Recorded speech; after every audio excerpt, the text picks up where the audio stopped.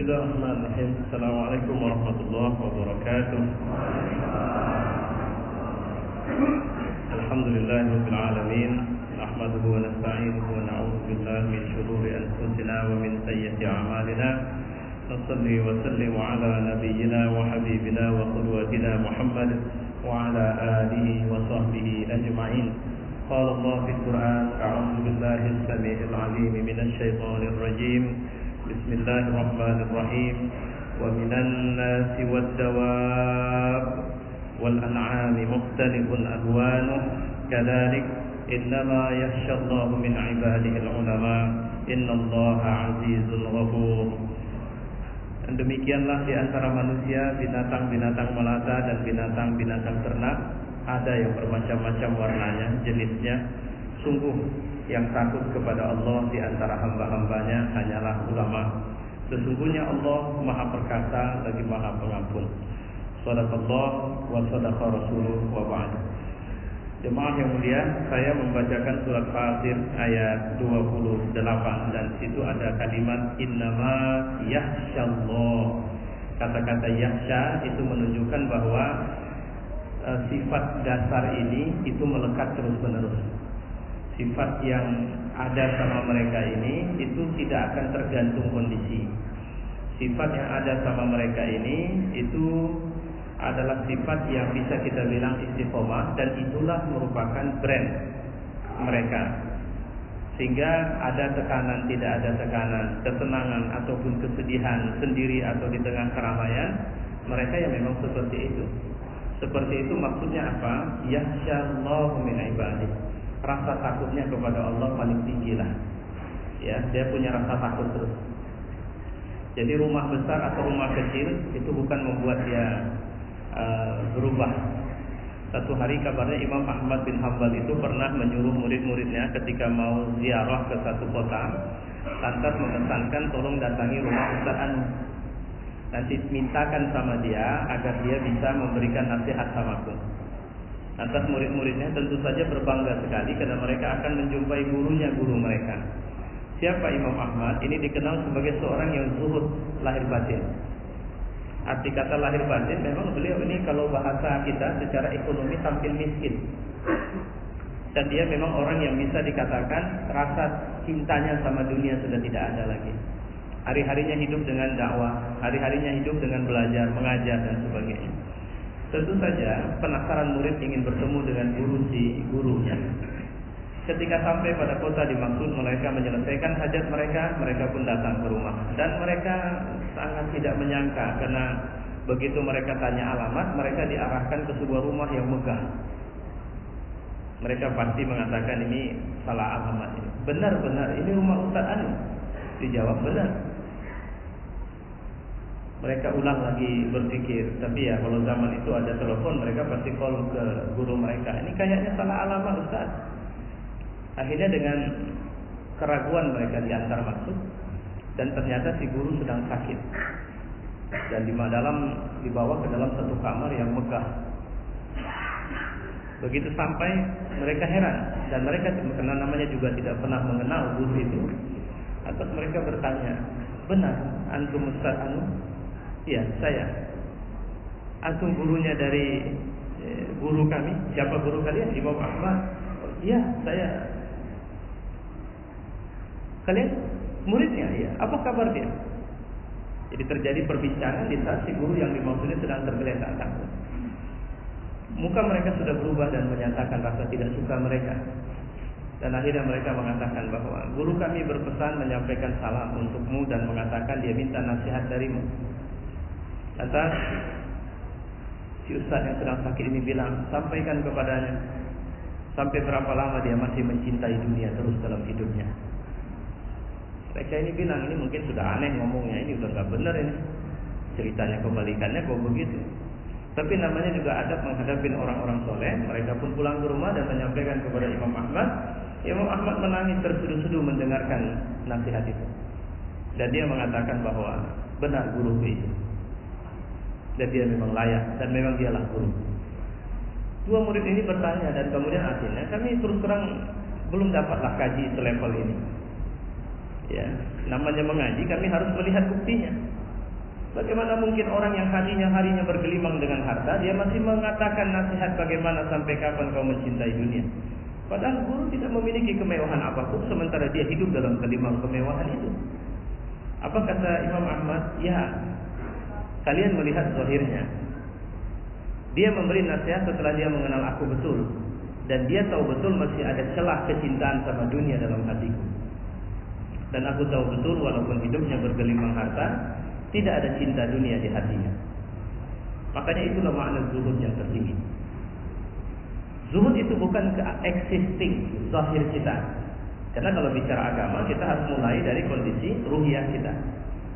Jadi zuhud itu seperti seorang Umar bin Abdul Aziz ketika satu malam dia ziarah ke makam para petinggi istana.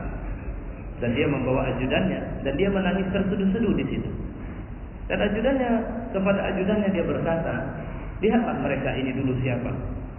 Mereka adalah orang yang ketika hidup tidak ada orang yang tidak memberikan penghormatan kepada mereka, yang tidak berani bertahan duduk ketika mereka datang, sehingga akhirnya mereka bicara, berdiri dan memberikan penghormatan. Inilah makam orang-orang dulu yang setiap saat namanya disebut-sebut dan dipuja-puja, bahkan masuk dalam khutbah para imam-imam atau para khatib-khatib Jumat. Tapi siapa mereka hari ini? Sepi, sunyi. Kita tidak tahu apa yang terjadi pada mereka di dalam. Dan ketahuilah bahwa satu hari kelak aku akan berada di antara mereka ini. Itu bahasa seorang presiden waktu itu. Ya. Atau zuhud itu juga seperti yang dimiliki oleh Umar bin Khattab, kakek buyutnya Umar bin Abdul Aziz ini, yang kemudian terkenal dengan jargon muhasabah, hasibu qabla an tuhasabu. Satu hari ketika Umar bin Khattab di tengah terik, biasa kalau Madinah itu tengah hari panasnya luar biasa, apalagi zaman waktu itu. Utsman bin Affan itu rumahnya sekian lantai. Tengah hari itu dia duduk di dekat jendelanya dan memperhatikan seorang laki-laki dengan mengenakan tutup kepala, berjalan ke sana kemari seperti bingung mencari sesuatu. Lantas begitu makin dekat dia lihat bahwa itu adalah Presiden Umar bin Khattab. Lantas dia bertanya dari atas jendela, "Ya Amirul Mukminin, mau kemana Anda?" Apa jawaban Umar? Ada unta Baitul Mal yang hilang 1 ekor. Jadi aku mencari unta itu kemana? Terus dibilang oleh Utsman, kau telah menyusahkan khalifah sesudahmu. Kenapa tidak kau suruh saja pengawalmu atau siapapun untuk mencari unta itu? Kenapa kau yang harus berjalan begitu dari atas lantai 2? Apa kata Allah? Nanti di hadapan Allah yang ditanya itu aku, bukan pengawalku. Kenapa unta Baitul Mal bisa hilang sementara waktu itu kau presiden? Masya Allah.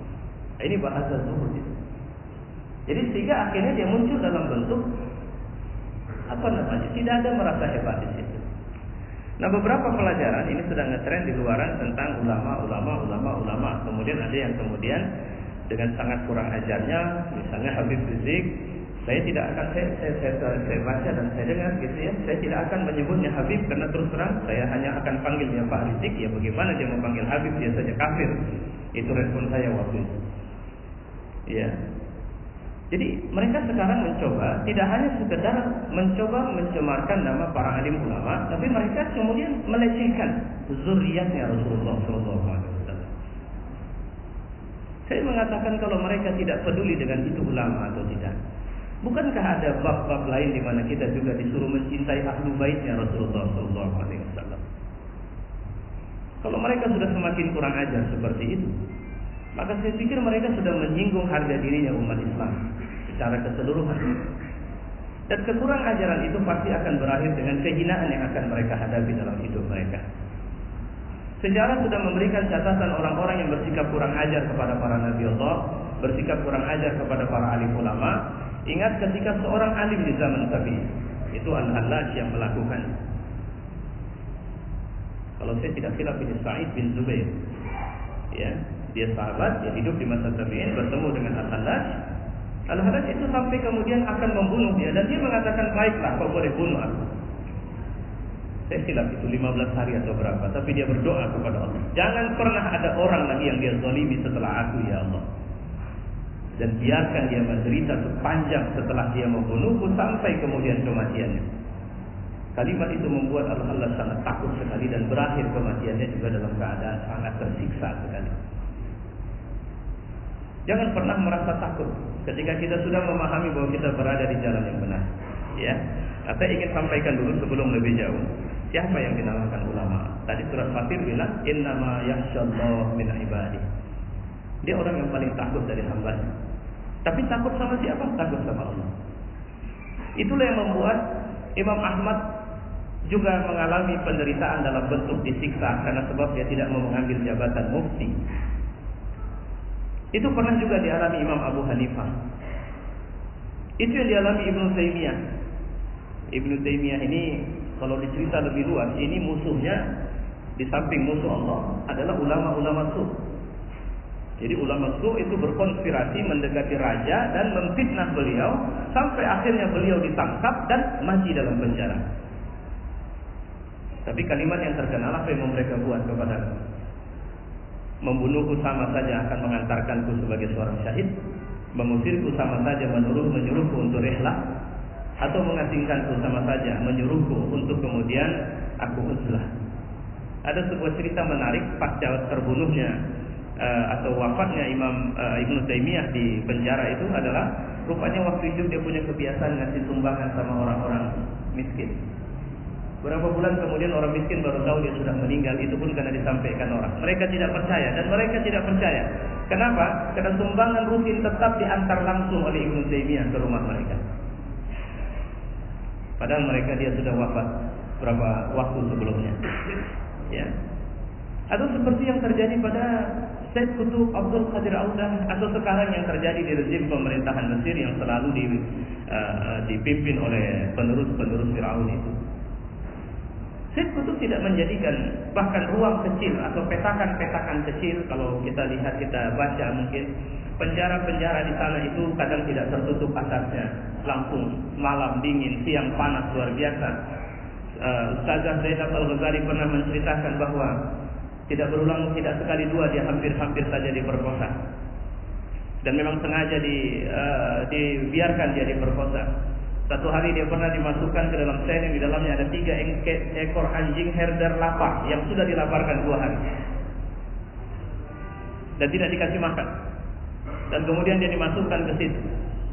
Dan aku hanya terus memanjatkan permohonan kepada Allah Subhanahu wa taala agar Allah menjagaku. Anjing ini tidak melakukan apa-apa. Sama seperti dia dikurung bersama seorang laki-laki yang jelalatan melihatnya, tapi akhirnya berubah lunak setelah dia berminta kepada Allah. Yakinlah Allah menjaga para alim ulama itu. Ya. Makanya sebenarnya kalau kita memahami siapa, di sini banyak definisi yang kita terima. Saya ingin menyampaikan satu definisi sederhana saja. Orang yang pantas untuk disebut sebagai alim itu jumlahnya sangat sedikit sekali dan tidak berlebihan kalau kita mengatakan jarang. Ya, yang demikian karena sifat orang alim mayoritas tidak akan terwujud pada diri orang yang menisbahkan diri pada ilmu di masa itu. Saya pernah mendengar seorang mengatakan bahwa saya juga ulama karena saya ahli di bidang ini. Jadi sambil jalan saya bilang, saya jumpa orang jual sate padang, dia juga ulama karena dia ahli buat sate padang. Kalau definisi ulama karena sebab dia ahli atas satu ilmu, maka terlalu banyak ulama di tengah kita.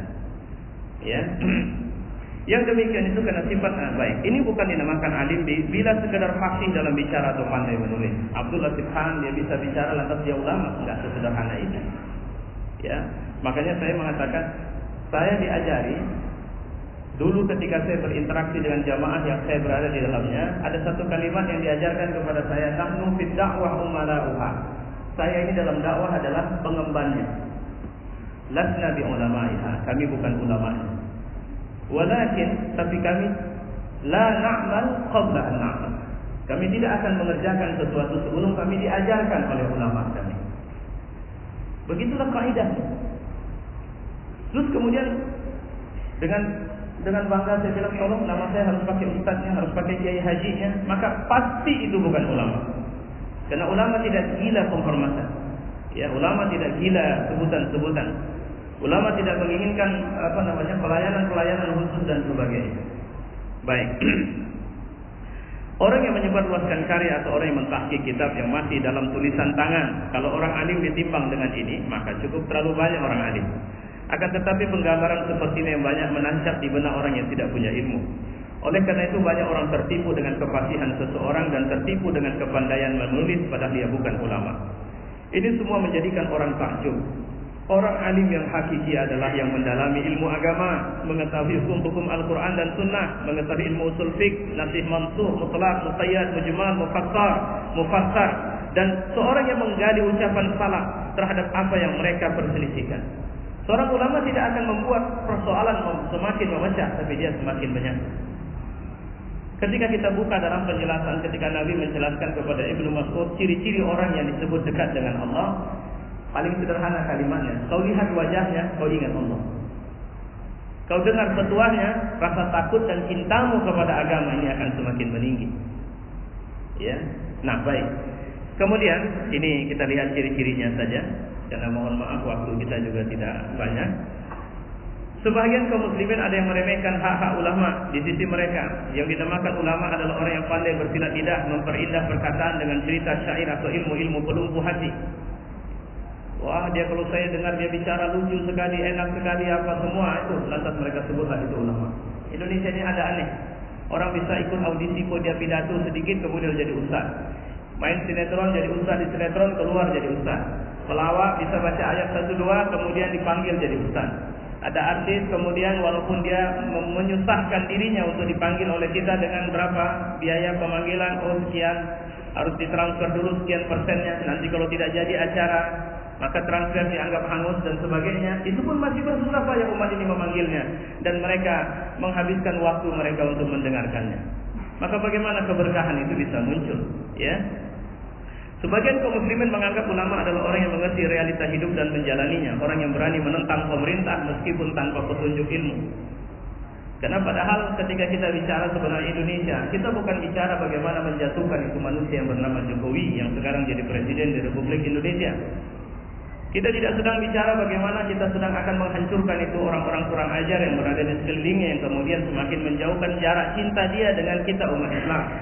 Kita sedang bicara bagaimana satu hari kelak yang menjadi presiden di Republik ini adalah orang yang ketakutannya kepada Allah adalah sangat tinggi dan pelayanannya kepada kita karena Allah demikian tingginya. Apa yang harus kita lakukan untuk dia bisa sampai ke sana, dan kita tidak perlu bertanya siapa orangnya hari ini. Karena pada momentumnya ketika Talut diangkat menjadi raja, orang mengira Talutlah bintang utamanya. Ternyata Allah mempersiapkan Daud yang waktu itu masih sekitar 15 tahun umurnya. Dan itu di luar dugaan semua orang. Dan akhirnya Daud menjadi raja yang adil masa itu. Jadi biarkan saja Allah menjalankan skenario-nya, kita sedang ikut bersama Allah. Kita kan bukan cerita kita lah aktor utama. Kita cuma apa istilahnya? Hizbullah. Kita cuma tentaranya Allah. Kita cuma penolong-penolong agama Allah. Kita cuma nolong nih, kita cuma dimintain. Syukur alhamdulillah kita diikut sertakan dalam menolong ini. Kalau tak diikut sertakan, sedih kali nasib kita. Ya. Di antara mereka ada yang menganggap ulama adalah kutu buku meskipun tak paham apa yang dikandungnya, sebagaimana yang dipahami generasi salaf. Hari ini yang namanya ilmiah itu kalau kita bawa-bawa ayat itu enggak ilmiah. Tapi kalau berani mengutip kata-kata si anu sehingga satu dia hanya menuliskan berapa paragraf tapi catatan kakinya ramai sekali, itu tanda dia cerdas. Nah, begitulah cara berpikir aneh yang muncul di tengah kita. Jadi kalau satu buku dengan footnote yang demikian banyaknya itu kita anggap itu buku ilmiah. Sementara kalau ada buku dengan catatan tambahan atau support atau mengambil inspirasi dari Al-Quran, kita hanya bilang itu cuma ceramah-ceramah doang. Bagaimana kita bisa kemudian menyebut ini ulama? Kita panggil ulama. Allah yang menyebut ulama dalam Quran, maka kita harus mengikut definisi yang dibuat Allah, bukan definisi yang kita buat. Oh, saya juga ulama karena saya juga kuliah di sini, saya juga ahli di sini, saya cendekiawan macam-macam. Ya. Di antara mereka ada yang menganggap ulama adalah orang yang pindah dari satu tempat ke tempat lain dengan alasan mendakwahi manusia. Mereka mengatakan kita tidak butuh kitab, kita butuh dai dan dakwah. Tidak. Semua gerakan dakwah itu harus merujuk kepada kitab asal kita, itu Al-Quran dan Sunnah Nabi SAW. Kalau semua keluar dari situ, maka keluarlah dari dia. Kenapa? Karena tidak ada kebaikan kepada orang yang mengajarkan sesuatu kepada kita tapi dia berlepas diri dari Al-Quran dan Sunnah. Tidak ada itu. Ya. Sebagian muslimin tidak membedakan antara orang alim dengan juru dongeng, juru nasihat, antara penuntut ilmu dan ulama. Nah, sementara siapa itu ciri-ciri ulama yang Rabbani? Nah, ini dia. Ibnu Rajab Al-Hambali mengatakan mereka adalah orang yang tidak menginginkan kedudukan. Jadi ternyata para alim salaf kita dulu itu mengajarkan definisi ulama bukan karena kriteria ilmunya, tapi muwasafat akhlaknya. Apapun ilmumu, maka kau akan sampai pada derajat ulama itu ketika muwasafat ini muncul pada dirimu. Gitu ya? Baik. Tidak menginginkan kedudukan, membenci segala puji-pujian, dan tidak menyombongkan diri atas seorang pun. Jadi tawadhu'nya. Dia tidak mengulamakan diri dengan pakaiannya. Dia tidak mengulamakan diri dengan sorbannya. Dia tidak mengulamakan diri dengan mempasih-pasihkan bicaranya. Seorang laki-laki sholat di masjid ditepuk oleh Umar gara-gara sok khusyuk. Jadi bukan khusyuk, sok khusyuk. Apa kata Umar siap sholat? Khusyuk itu bukan karena kau pura-pura badanmu kau buat gemetar-gemetar begitu, itu bukan khusyuk itu. Khusyuk itu hatimu, bukan aktingmu. Karena kalau akting artis lebih banyak bisa lebih khusyuk sholatnya ketimbang kita. Kalau bisa main dengan cara akting gitu. Kemudian Ibnu Rajab lagi menjelaskan, orang fakih adalah orang yang zuhud terhadap dunia. Jikapun ada gelimang harta sama dia, itu tidak membuat dia berubah dari keadaan aslinya sebagai seorang alim. Ya. Mereka adalah orang yang tidak mengaku-ngaku berilmu, tidak bangga dengan ilmunya atau seorang pun, tidak serampangan menghukumi orang jahil sebagai orang yang menyelisihi sunnah. Mereka adalah orang yang berburuk sangka terhadap diri mereka sendiri dan berbaik sangka kepada ulama salaf. Dan mereka adalah mengakui ulama pendahulu mereka dan mengakui bahwa mereka tidak akan sampai dengan mencapai derajat ilmunya kalau saja tidak ada ulama-ulama itu. Sekarang kan muncul manusia-manusia kurang ajar yang kemudian mengatakan Imam Syafi'i tidak jauh lebih cerdas dari kita hari ini. Yang kemudian mengatakan kita tidak butuh tangga mendekati Islam ini melalui jalur ulama karena mereka adalah orang-orang yang tidak hidup pada realitas hari ini. Ya, maka berhentilah. Karena kekurangan ajaran mereka lebih karena sebab mereka 148 karakter Twitter itu mereka nge-tweet dan kemudian mereka membunuh agama mereka sendiri di situ. Dan mereka menyatakan kekufuran mereka tanpa mengucapkan kalimat itu secara jelas di situ. Dan kita nggak usah sakit hati. Sama kalau kita ambil contoh misalnya orang yang kita sudah akui sebagai imam bagi umat Islam, Habib Rizik hari ini. Pengawalan terhadapnya sebenarnya adalah pengawalan cinta orang-orang yang mencintainya karena Allah, tidak lebih. Keresahan, kemarahan, saya capek ini terima banyak pertanyaan, Ustaz gimana? Saya bilang sudah tenang saja. Kalaupun dia harus mengalami situasi yang paling pahit sekalipun atau terbunuh dalam ini, maka sebenarnya jangan takut. Allah tidak hanya membiarkan atau mempersiapkan dia seorang diri bersama kita. Saya hakul yakin banyak orang-orang lain yang akan menggantikannya. Biarlah dia. Dan ini cara Allah menjaganya. Kadang-kadang cara Allah menjaga ulama itu, kalau cara menjaga ulama dengan diberikan kesempatan untuk dipuji banyak orang terus-menerus, setiap tablignya dihadiri oleh ratusan atau ribuan orang atau ratusan ribu atau jutaan orang, setiap kemana dia pergi pelayanan diberikan. Ini cara Allah bisa merusak dia juga, membiarkan dia rusak. Kenapa? Karena dia muncul bisa menjadi seorang yang merasa hebat, ujub apa semua. Tapi sepertinya memang Allah sayang dengan Habib. Kenapa? Allah kasih terus ujian berat sama dia. Allah tidak biarkan dia nyeleweng. Sekarang peluang untuk main mata tidak ada. Coba bayangkan, mau main mata sama siapa lagi dia? Presiden di negeri ini tidak begitu ramah sama dia. Kepolisian di Republik ini tidak begitu sayang sama dia. Tidak menganggap ini aset Republik Indonesia. Tidak menganggap ini orang penting yang layak dilindungi di Republik ini. Malah mereka menganggap ini ancaman bagi negara. Terus kemudian mau seluruh kita menyayangi dia. Maka orang-orang yang memegang kendali negaranya tidak sayang sama dia. Pertanyaannya, dia mau main mata sama siapa? Maka saya mengatakan sederhana, ini cara Allah menjaga dia. Terus kemudian bagaimana sikap kita Pak Ustaz? Cintailah dia karena Allah, berdoalah kepada Allah, dan berikan pembelaan yang layak untuknya. Karena kita sedang berada dalam front terdepan dari nasib bangsa atau nasib umat negeri ini sebenarnya. Dan berdoalah karena polisi-polisi juga sebahagian besar mereka adalah muslim. Anak-anak kita, saudara-saudara kita, abang-abang kita, suami-suami kita.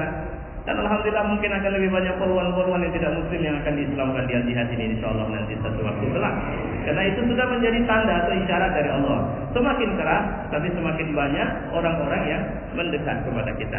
Baik. Kemudian mereka berpendapat bahwa kebenaran dan hidayah ada dalam mengikuti apa yang diturunkan Allah. Ya, itu saja. Kata mereka, tidak ada rasa takut kecuali hanya kepada Allah. Mereka orang yang paling memahami segala bentuk permisalan yang dibuat Allah. Mereka orang yang memiliki keahlian melakukan pengambilan hukum. Mereka adalah orang yang tunduk dan khusyuk dalam merealisasikan perintah Allah. Nah, di antara contoh-contoh ulama-ulama Rabbani kita menemukan 4 imam, 4 khalifah, kemudian generasi tabi'in seperti Sa'id Al-Musayyab. Masya Allah, ini ulama luar biasa, ini hidup dalam sekian khalifah. Ketika dia sezaman dengan Umar bin Abdul Aziz itu takut betul sama dia. Jadi orang yang paling ditakuti Umar di negaranya waktu itu adalah Sa'id Al-Musayyab. Satu hari Umar mengirimkan ajudannya, tolong tanyakan kepada Ustaz Sa'id, ini aku tidak ngerti hadisnya. Atau ajudan datang, Ustaz, ini khalifah tanya sama antum, ada hadis yang dia tidak paham, tolong jelaskan. Apa jawaban dia? Baik, aku ke istana. Dia datang, begitu dengar Sa'id datang, apa yang terjadi? Umar bin Abdul Aziz gemetar. Dengan posisi gemetar dia mendatangi Umar Sa'id. Apa dia katakan? Bahwa saya tidak meminta antum datang, Ustaz. Saya hanya minta, tidak. Aku pun tidak memposisikanmu sebagai seorang khalifah. Aku melihatmu sebagai seorang alim yang ketika kau mempertanyakan satu ilmu, maka aku datang untuk mendiskusikannya bersamamu. Kalau bukan karena itu, aku tidak akan injak istana ini. Jadi bagi mereka kehormatan bukan seberapa dekat ya dengan gubernur, dengan wali kota, dengan nggak ada urusan itu sama dia. Karena kehormatan itu Allah yang kasih. Bukankah kita selalu baca tu'izzu man tasha wa tuzillu man tasha biyadikal khair. Kau akan tinggikan siapa yang kau mau, sementara kau hempaskan siapa yang kau tidak mau dengan tanganmu yang baik itu ya Allah. Itulah alim ulama. Nah jemaah yang mulia, saya pikir banyak yang ingin saya sampaikan, tapi mungkin ini yang bisa saya sampaikan hari ini. Semoga ini menjadi catatan dan penguat kita semua. Karena kalau konstelasinya berkembang terus, maka bukan tidak mungkin hanya sekedar seorang Habib Rizik, tapi ini akan berkembang ke ustaz-ustaz yang lain, alim-alim kita yang lain. Kata kuncinya cuma satu. Hari ini ilmu itu nggak usah belajar. Saya tidak mengatakan nggak usah, itu salah juga. Tidak perlu lebih ada cara kita mengambil ilmu tidak dengan lagi duduk di majelis-majelis taklim begini, tapi hanya dengan melihat fenomena realitas di luar sana. Sekarang siapa yang secara terang-terangan musuh-musuh Allah membencinya, maka bersamalah dengannya. Jadi kalau Nabi pernah mengatakan begini, bagaimana kami mengambil ilmu pada waktu itu nanti ya Rasulullah? Tanya kepada Mujahid, karena mereka lah orang yang merealisasikan ilmu waktu itu. Jadi bukan tanya kepada orang yang terduduk diam di rumahnya, tapi menguasai banyak ilmu, dan dia hanya bilang A, B, C. Nah, itu malah akan menyeret kita semakin jauh. Tapi tanyalah kepada Mujahid. Tidak mungkin orang yang dimusuhi musuh Allah adalah musuh Allah, tidak mungkin. Kecuali kita melihat bahwa ada di tengah orang yang terjepit, itu cara Allah ingin menghancurkan musuh Allah.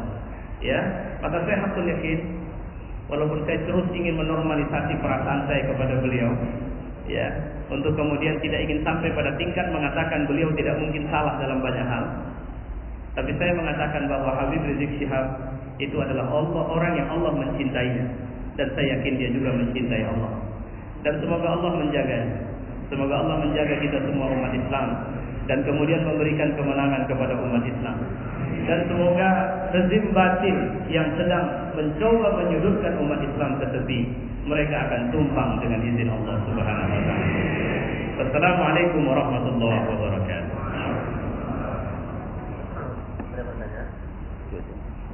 Jemaah